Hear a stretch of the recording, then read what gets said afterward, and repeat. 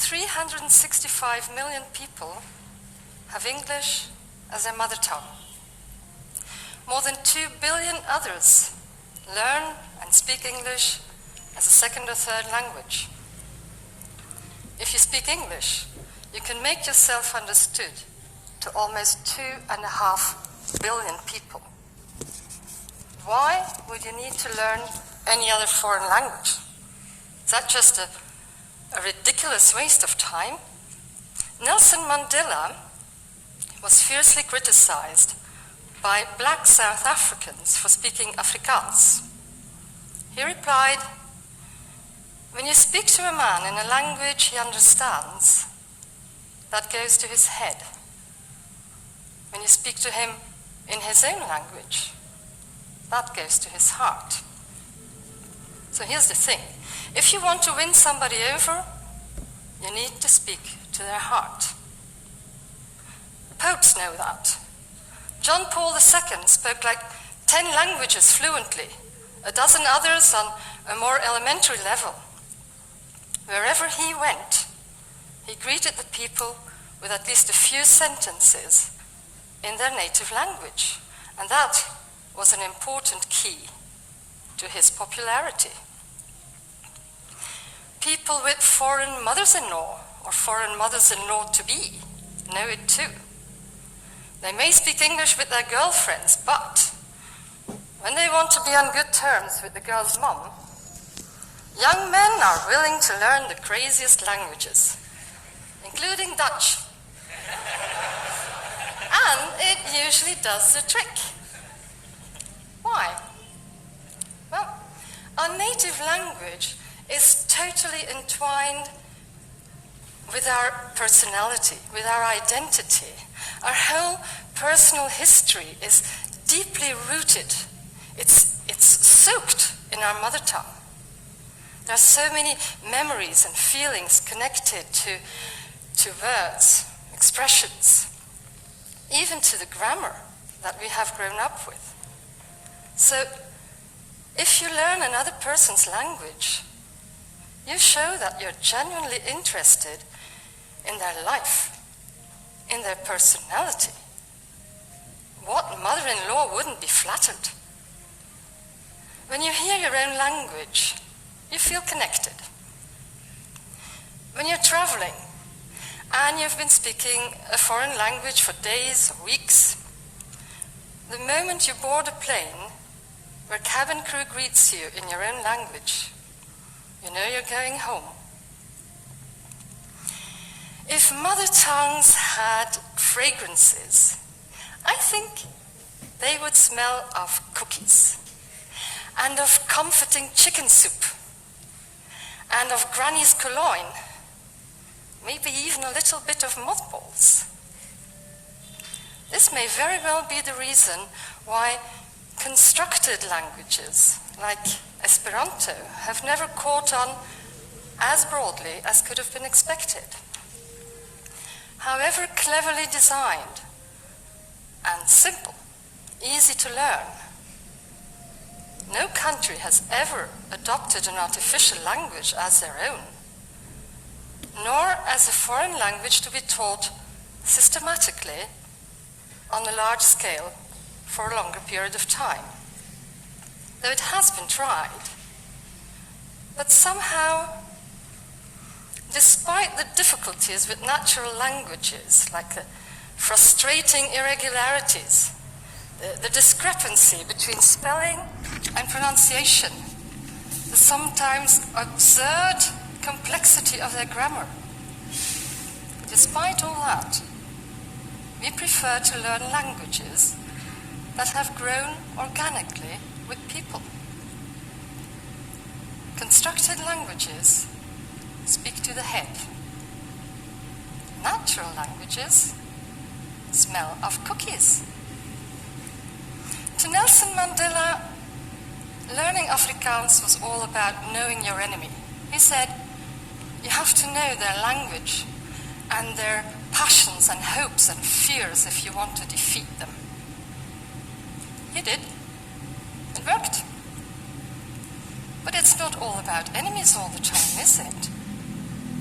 This applies to all kinds of human relationships. And I'll be the last person to claim that mothers-in-law are enemies, per definition. Some 7 or 8 years ago, I was driving through Poland with my family. And the shops were about to close, and we needed to buy food. And finally, we saw a supermarket on the other side of the street. The only way to get there in time was by making a U-turn. So that's what I did. That was probably dangerous. It was definitely illegal. On the car park, before I even had a chance to switch off the engine, I heard a tock, tock, tock. So I buzzed down the window, and 2 pairs of eyes appeared. Each pair of eyes was attached to a policeman. Now, I cannot claim any level of real fluency in Polish at the best of times, but I used to be able to keep a simple conversation going. But in that setting, with a guilty conscience, I with 2 men of the law in uniform, every sensible Polish word I had ever known just drained out of me. Yet, I didn't consider for a moment trying to deal with this situation in English. English would most probably have given me the linguistic advantage, but that might have made the policeman uncomfortable. So I was determined to stick to Polish. How? That tiny Polish corner of my brain had just gone blank. Except for one thing. There was one thing that I had repeated so often that I could have recited it in my sleep. It was a children's poem about a sick frog. That's what I had.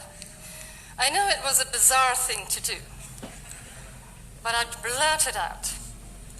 Pewna żaba była słaba, więc przychodzi do doktora i powiada, że jest chora. Doktor włożył okulary, bo już był cokolwiek stary. I glanced at the policemen, and they were like staring at me. I seem to recall that one of them like scratched his head. And then they smiled. They smiled, and that in turn put me at ease. Well, let's say enough so that a few more relevant words could come tumbling back into my head. I could stammer a few half sentences like, very sorry, needed food, we'll never do it again. They let me off the hook. As I ran into the shop, they called, Szczęśliwe podróże, have a nice trip. It is not my intention to incite you to learn languages so that you can travel around the world and break laws and get away with it.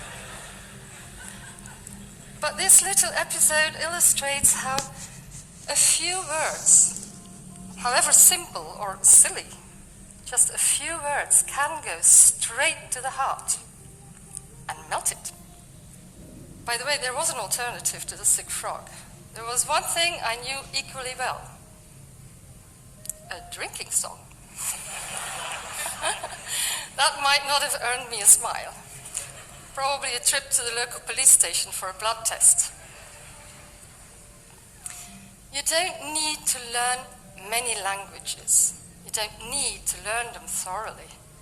A little can go a long way. 10 words to the heart can have a bigger impact than 1,000 words to the head. You can choose to always use English and meet in the middle. But you can also choose to be the person to cross that middle line and meet your new acquaintance, your opponent, whoever it is, meet them on their own territory. Speaking the other's language does not make you weak, it proves you strong. It's the person who has the courage and makes the effort to cross lines that wins in the end. don't be afraid to make mistakes. Mistakes make you human. And in this case, there's a bonus. If you make a mistake out there, you give the others an opportunity to help you, to come and meet you. And in this way, the connection that you have just initiated will be stronger. So, do you want to make yourself understood? Or do you want to connect?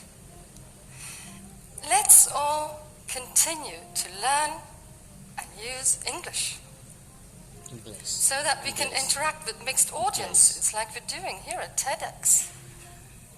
English is a powerful tool for sharing knowledge, for international conventions on global problems. Above all, English is the highway to 365 million hearts. To 365 million people, the English language smells of cookies. But why stop there?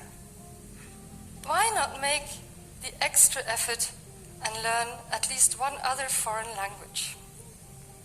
There are many flavors of cookies out there. Let's go and taste a new one. Thank you.